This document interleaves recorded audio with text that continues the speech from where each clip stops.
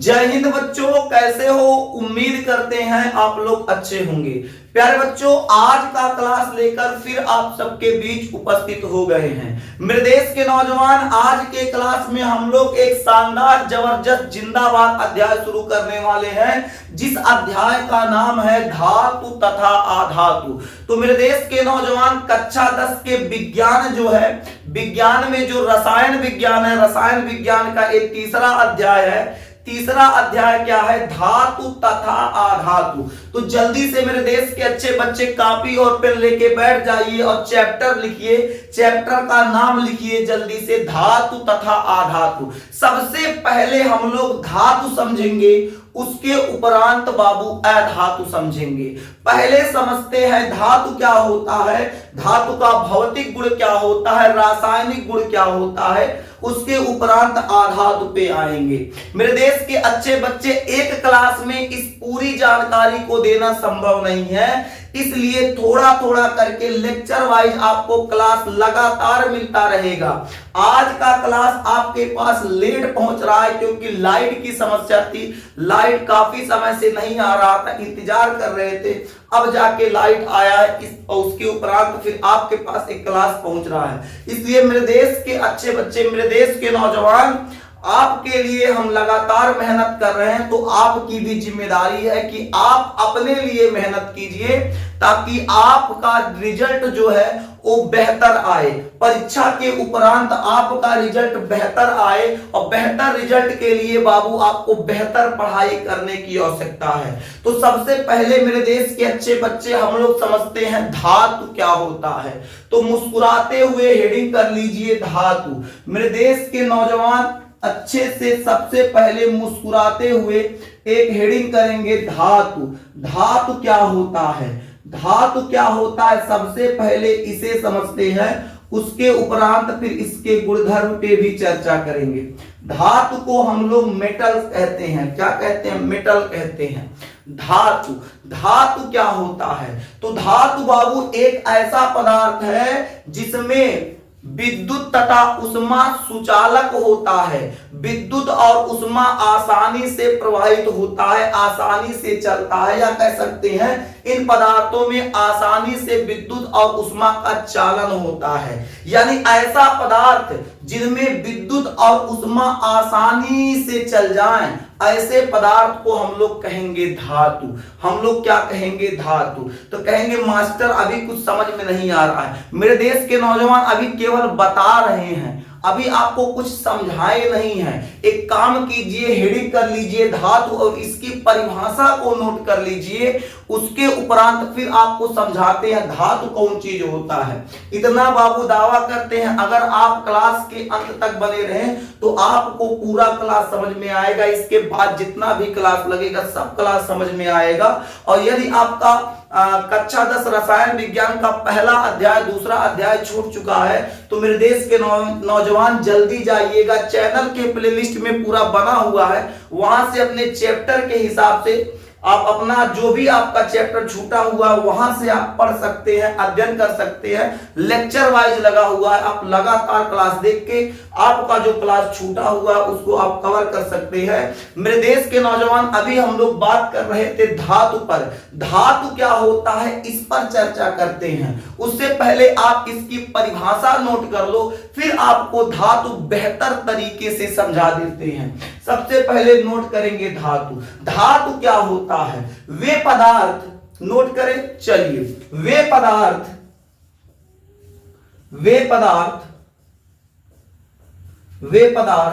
जो विद्युत, वे पदार्थ जो विद्युत तथा उष्मा के, विद्युत तथा उष्मा के, वे पदार्थ जो विद्युत तथा उष्मा के सुचालक होते हैं। वे पदार्थ जो विद्युत तथा उष्मा के सुचालक होते हैं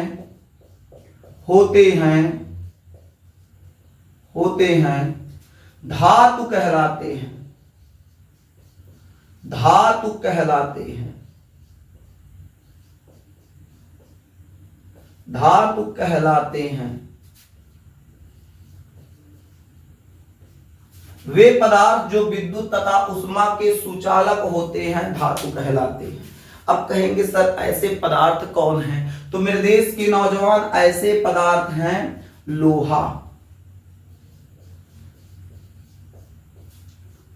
संकेत Fe, कॉपर Cu,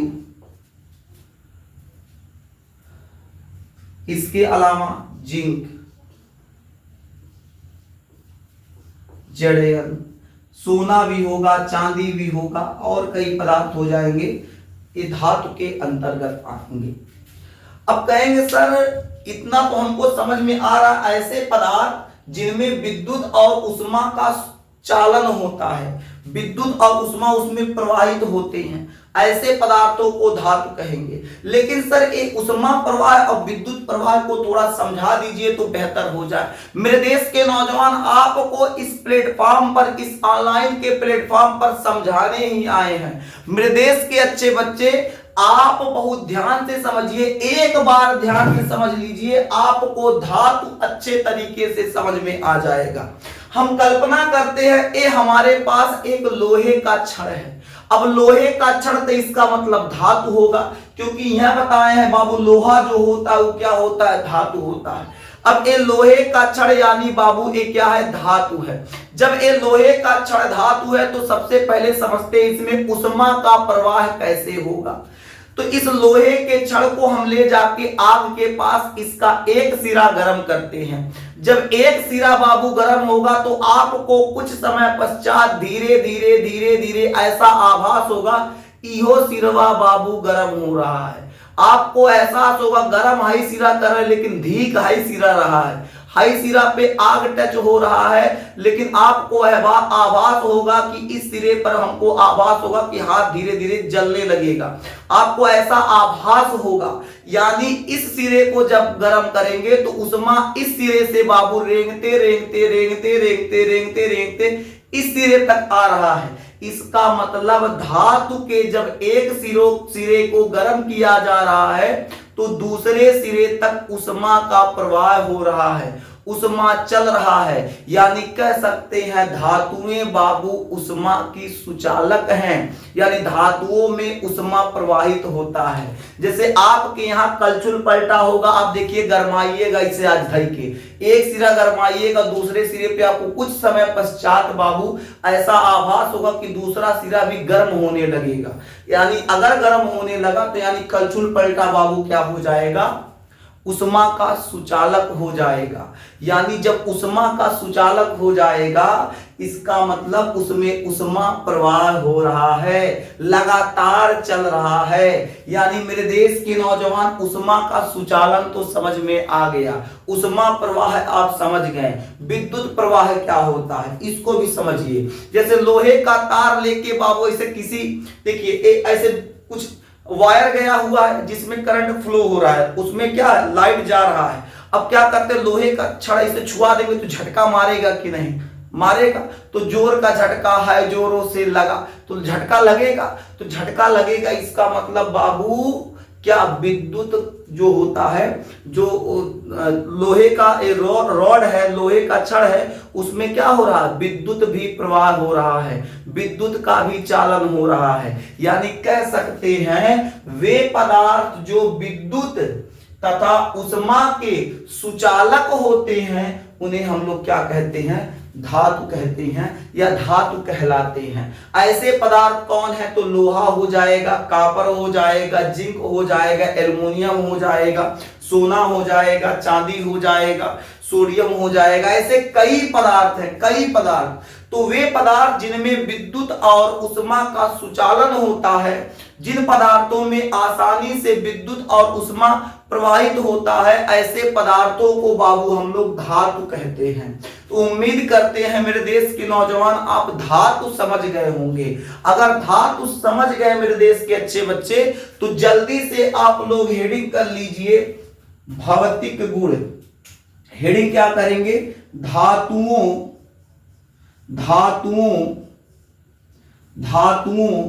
के भौतिक गुण, धातुओं के भौतिक गुण। धातुओं के भौतिक गुण, physical properties of metal, physical properties of metals, metals लिखिएगा, यस लगा लीजिए क्योंकि धातुओं लगा है। ठीक है मेरे देश के अच्छे बच्चे, आगे देखते हैं धातुओं का भौतिक गुण क्या होगा। धातुओं के अंदर जो क्वालिटी पाई जाएगी उन्हीं क्वालिटी को उनके भौतिक गुण के अंतर्गत बाबू समाहित किया गया है, उन्हीं को भौतिक गुण कहा जाता है। जैसे पहली बात अभी आपको थोड़ी देर पहले बताए हैं, जो धातु होता है उसमें उष्मा का प्रवाह होता है, तो ये भौतिक गुण हो जाएगा। अभी बताए धातुओं में विद्युत धारा प्रवाहित होती है, यानी ये भौतिक गुण होगा। यानी पहला भौतिक गुण तो बाबू इसके परिभाषा से निकल गया। परिभाषा क्या था? परिभाषा था वे पदार्थ जो विद्युत तथा उष्मा के सुचालक होते हैं। यानी पहला भौतिक गुण यहीं से आ गया, धातुएं, या ऐसे लिख सकते इनमें विद्युत तथा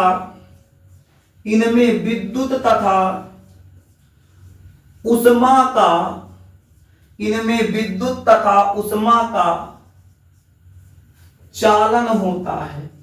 चालन मतलब बाबू चलना, इनमें विद्युत तथा उष्मा का चालन होता है। याद रहेगा कि पहला भौतिक गुण हो गया।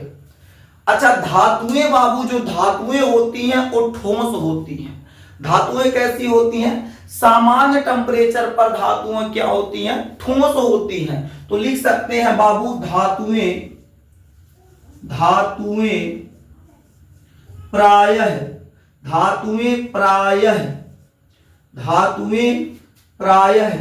ठोस होती हैं। धातुएं क्या होती हैं? ठोस होती हैं।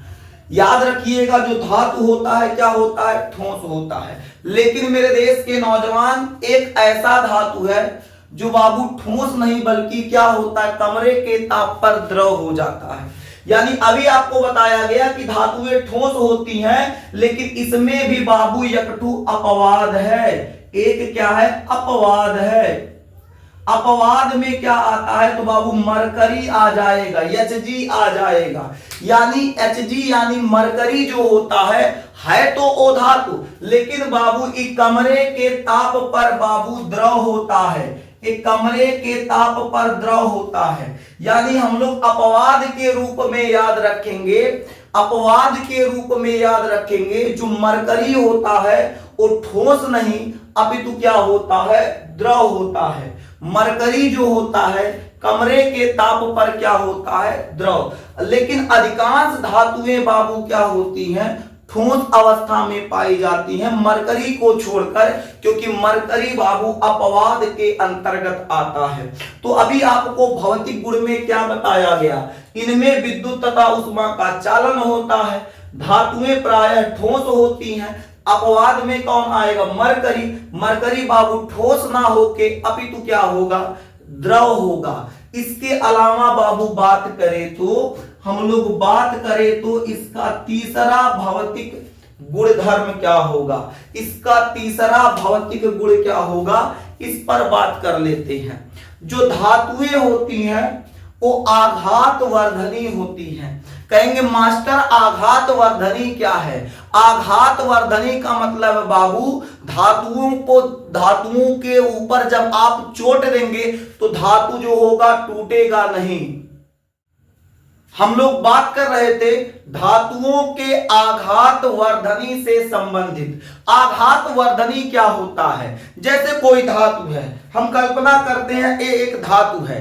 अब इस धातु के ऊपर जब हम चोट देंगे तो चोट देने से ये धातु टूटेगा नहीं, बल्कि इसके क्षेत्रफल में वृद्धि होगी, इसका क्षेत्रफल बढ़ जाएगा। यानी जो धातु होता है, धातु जो होगा वो आघात वर्धनी होता है। आघात वर्धनी का मतलब क्या है? जितना उस पे चोट देंगे उतना ज्यादा वो फैलेगा, उतना ज्यादा वो फैलेगा, टूटेगा नहीं। लोहार को देखिए, लोहार के यहां जब आप जाते हैं तो लोहार क्या करता है?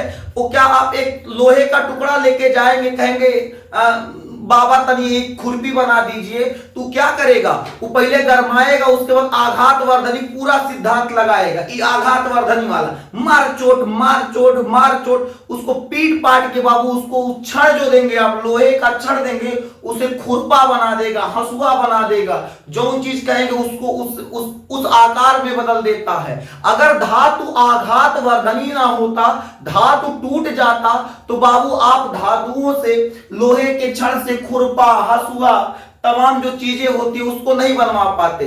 यानी कहने का मतलब क्या है, धातु जो होता है आघात वर्धनी होता है, अर्थात बाबू जब उस पे हम चोट देंगे, उस पे भार डालेंगे, उसको पीटेंगे, तो क्या करेगा, वो टूटेगा नहीं बल्कि वो फैलेगा। यानी हमारा तीसरा भौतिक गुण क्या हो जाएगा,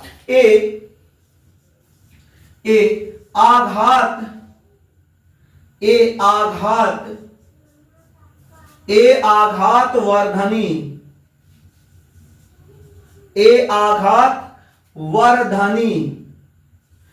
आघात वर्धनी होते हैं, आघात वर्धनी होते हैं।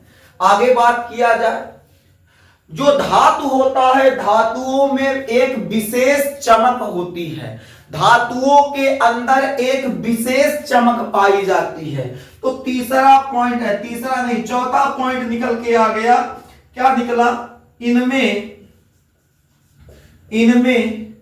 विशेष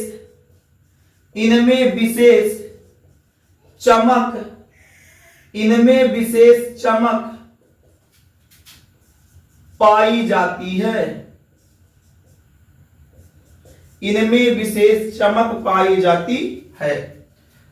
आगे नोट कर दें, अगला पॉइंट यहां नोट कर देते हैं, जो धातु होगा, धातु के अंदर एक विशेष ध्वनि होता है। आप थरिया लीजिए, तो थरिया धातु है, थरिया या प्लेटा लेके आप उसको ऐसे बजाइए, एक बार ऐसे बजाएंगे तो उसमें देखो आवाज निकले, टन ऐसे आवाज निकलेगा, एक हिसाब से निकलेगा। और वहीं क्या कीजिए, ऐसे दरवाजा उस पे एक बार बजाइए तो एक बार टन कह के रह जाएगा। लेकिन जब धातु पे आप चोट मारेंगे तो उसमें एक विशेष ध्वनि निकलेगा। यानी कह सकते हैं धातुओं में क्या होता है, विशेष ध्वनि होता है। या लिख सकते हैं हम, क्या लिखेंगे, इनमें विशेष ध्वनि होती है, इनमें विशेष ध्वनि होती है। इसके अलावा बाबू जो धातुएं होते हैं, जो धातु होगा, धातु तन्य होते हैं। अब कहेंगे सर तन्य का मतलब क्या है, यानी जब धातुओं को गर्म करके खींचेंगे ऐसे तार नुमा निकलेगा, तार, तो तार की तरह निकलेगा, मतलब खींचने पर तार की तरह निकलता है, इसी को हम लोग कहते हैं तन्य होता है। जैसे आपके पास सोना है, 1 ग्राम सोना को आप गर्म कीजिए, 1 ग्राम सोने को जब आप गर्म करेंगे तो गर्म करने के बाद उसमें तार अगर खींचेंगे बाबू, इतना लंबा तार निकलेगा, इसे निकलता जाएगा निकलता जाएगा निकलता जाएगा निकलता जाएगा, लगभग नियर अबाउट कह सकते हैं 2 किलोमीटर के आसपास मात्र 1 ग्राम सोने से तार आप बना सकते हैं, इतना ज्यादा तन्यता होता है। यानी कह सकते हैं जो धातु होता है तन्य होता है। तन्य का मतलब क्या, उसमें जब तार खींचेंगे इसे गर्मा के तार नुमा, तो क्या होगा, लंबा तार निकलेगा, निकलता जाएगा निकलता जाएगा निकलता जाएगा। और इस तन्यता का सबसे अच्छा उदाहरण है बाबू, सबसे बेहतर उदाहरण है सोना। सोना अगर 1 ग्राम आपके पास सोना है तो उससे लगभग 2 किलोमीटर के आसपास लंबी तार निकाल सकते हैं। यानी हम लोग कह सकते हैं धातुएं तन्य होते हैं। क्या होते हैं, तन्य होते हैं। तो धातुओं के भौतिक गुण में क्या बताया गया, इनमें विद्युत तथा उष्मा का चालन होता है। धातुएं प्रायः ठोस होती हैं, किसको, मरकरी को छोड़ के वो अपवाद में आता है। ये आघात वर्धनी होती हैं, इनमें विशेष चमक पाई जाती है, इसके अलावा इनमें विशेष ध्वनि होती है, धातुएं तन्य होते हैं। मेरे देश के नौजवान, उम्मीद करते हैं आपको इतना समझ में आ गया होगा। यदि इतना समझ में आ गया तो यहां तक नोट कर लीजिए, आज का क्लास पहला क्लास था इस चैप्टर का। क्लास छोटा रखते हैं, इसके बाद हम लोग मिलेंगे अगले क्लास में, क्योंकि क्लास बड़ा नहीं रखना चाहते, छोटा ही रहेगा तो बेहतर रहेगा। कल का क्लास जो होगा शानदार क्लास होगा। अगर आप एक क्लास आपको अच्छे से समझ में आ गया तो मेरे देश के नौजवान इतना याद रखिएगा, कल के क्लास में आपको कोई दिक्कत नहीं होगा, क्योंकि कल के क्लास में हम लोग धातु पर ही चर्चा करेंगे, धातु के रासायनिक गुण को हम लोग समझेंगे। मेरे देश के अच्छे बच्चे, हम यही उम्मीद करेंगे कि आपको धातु तथा धातु के भौतिक गुण आपको अच्छे से समझ में आ गया होगा। यदि आपको बेहतर समझ में आ गया तो अपने मित्रों के साथ क्लास को साझा करें, उनके पास क्लास को शेयर करें। अगर चैनल पर पहली बार आए हैं तो चैनल को सब्सक्राइब करें। अगर सब्सक्राइब कर लिए हैं बाबू, आपको क्लास पसंद आ रहा है तो आप लाइक भी कर सकते हैं। मेरे देश के अच्छे बच्चे, आपके लिए हम निरंतर लगातार मेहनत करते रहेंगे, लगातार करेंगे, लेकिन आपको भी खुद से कसम खाना पड़ेगा कि हम भी अपने लिए मेहनत करेंगे ताकि हमारा जो रिजल्ट है वो बेहतर आए। कल के क्लास में हम लोग अध्ययन करेंगे धातुओं के रासायनिक गुण। आज के लिए बस इतना ही, फिर मिलेंगे आपसे अगले क्लास में। तब तक के लिए जय हिंद। नोट कर लीजिए।